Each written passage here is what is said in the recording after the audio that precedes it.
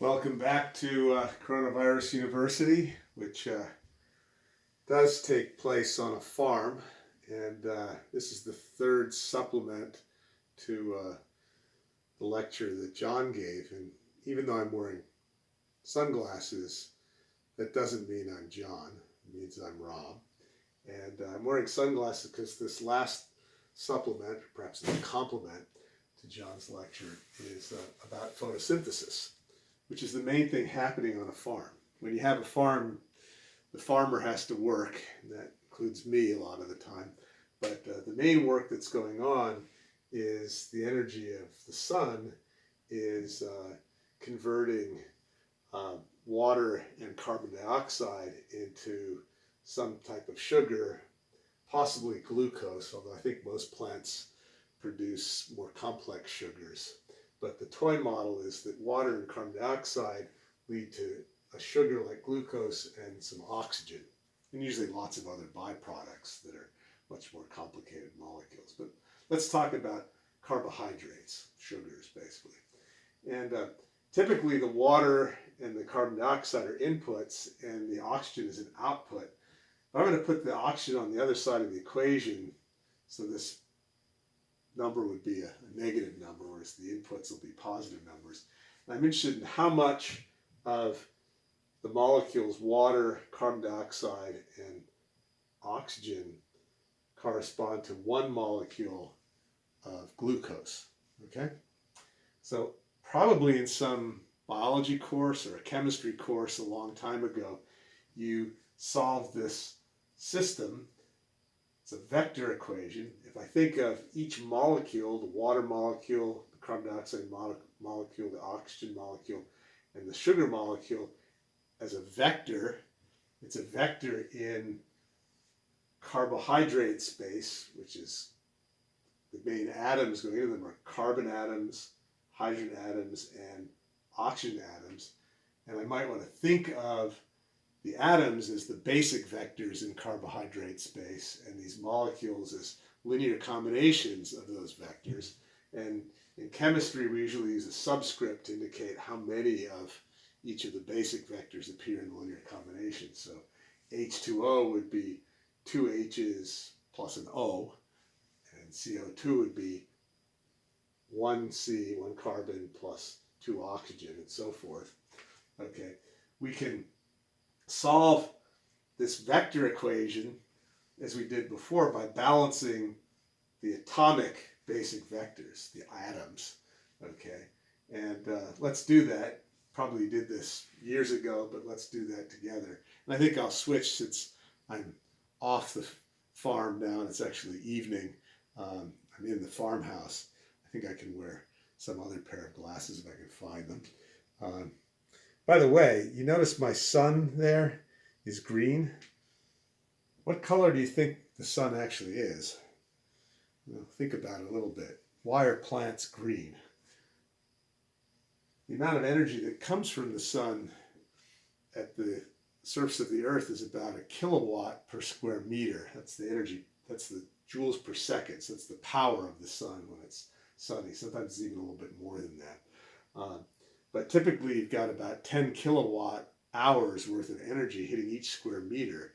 And if the plants could produce that much energy equivalent of sugar, we'd be just drowning in sugar. And plants are not very efficient, and that's probably good. And so they've got to reflect. They reflect a lot of sunlight away. They'd actually cook if you had all that energy going into making sugar or making energy for plants. So the plants are green because they reflect a good deal of the sun's light. And the sun's light peaks in the green part of the spectrum. Anyway, so hence my green sun. Anyway, so back to linear algebra, away from figuring out what color your sun is from the color of the plants on your planet. What if we balance the carbons? So on this side, the carbons, well, they only appear in the carbon dioxide. So this side, there's how many carbons? There's, it seems to be exactly 1 x2 worth of carbons on this side. And on the right-hand side, how many carbons are there? Well, there's 6. So the carbon equation is a pretty easy equation. 1x2 equals 6. It's a little bit like the first equation example we started with at the beginning of the semester. How about the hydrogens? Well, the hydrogens, they appear pretty easy also. So what's here? We have just two hydrogens, so it looks like 2x1 equals 12. So the hydrogen equation is pretty easy also. I guess it's the oxygen equation that's the complicated one, okay? Because it appears with all three variables, and there's a non-zero right-hand side. So what do we have here? We've got 1x1 plus 2x2 plus 2x3, and that's got to be equal to 6. So the balance equations, as we did for the chess, where instead of atoms there, we used horizontal and vertical components. The balance equations give us 3 equations and 3 unknowns, and that would lead to an augmented matrix. Now you could do it the way we did it before. You could sort of see what should go into that. I didn't line up the equations very nicely, so it's a little hard to read them off.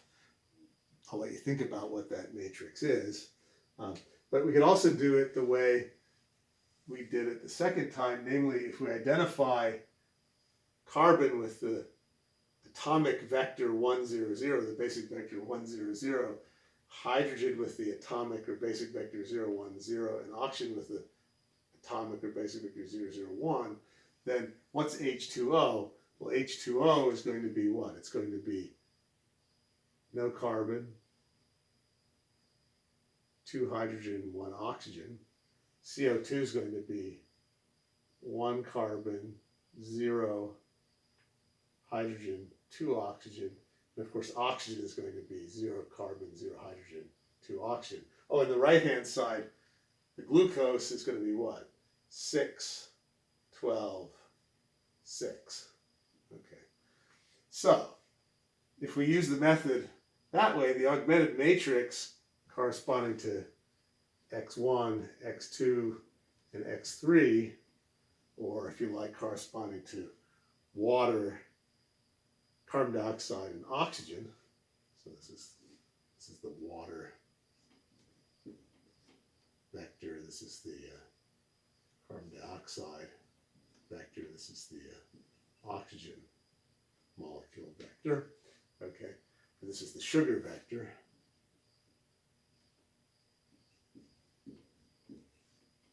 So think of it as balance. But this would give us what? It would give us 6, 12, 6, the right-hand side, and 0, 2, 1, 1, 0, 2, and 0, 0, 2. Okay? So that would be the augmented matrix for the system over here. And let's just see if that makes sense now that we did it the simple way. Yeah, because let's read this off. This says that, right, it says that x2, so this line says x2 equals 6. This line says that 2x1 equals 12. And this line says 1x1 plus 2x2 plus 2x3 equals 6.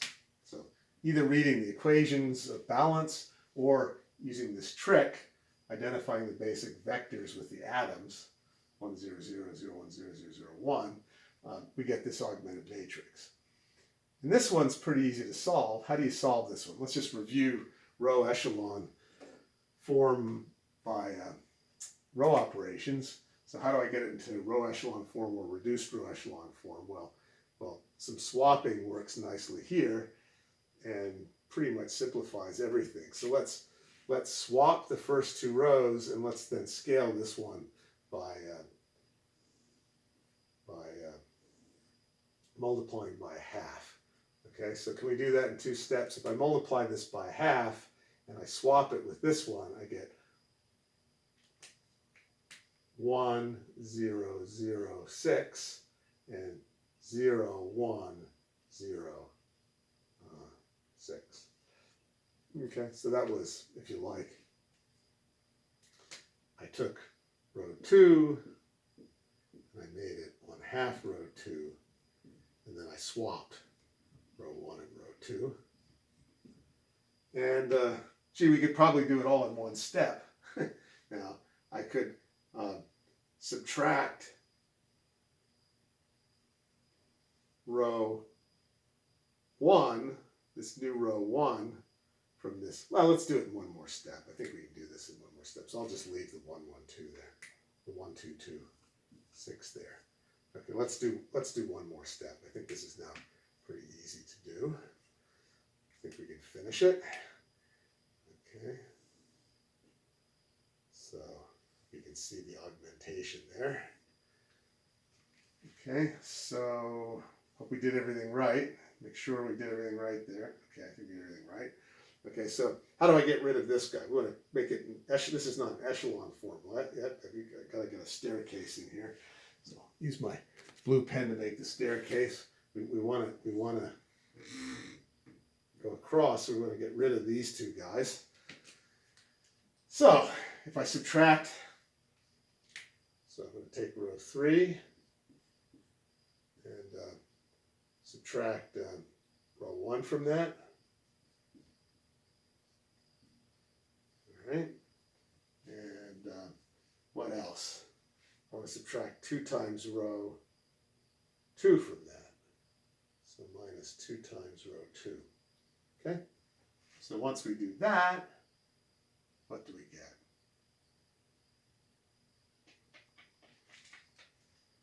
Okay, if I do that to this guy, well, this doesn't change. Whoops. This is still 1, 0, 0, 6. This is still 0, 1, 0, 6. When I subtract row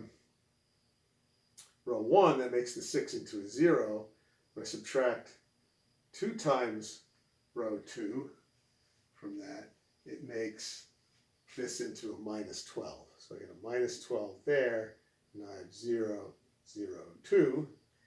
And I guess the last step, so we can all see it, would be to now divide row 3 by 2. So 3 goes to 1/2 row 3. And this is our final row reduced row echelon form. This is the RRAF of our augmented matrix. And it's pretty easy. It's 1, 0, 0, 0, 1, 0, 0, 0, 1. That means we have a unique solution. It exists and it's unique. We have this 3 by 3 identity matrix, if you like. And we can read off the solution immediately. Namely, we need exactly 6 of each of the molecules. Okay, so this tells us that x1 is 6, meaning we need 6 water molecules. This is water. That's what we need to put in. We have 6 carbon dioxide molecules. We need 6 of those to go in. So these are the inputs. And it looks like we need minus 6 oxygen molecules to put in. So if we put minus 6 in, this X3 is minus 6, but this is the O2 input. This is the input.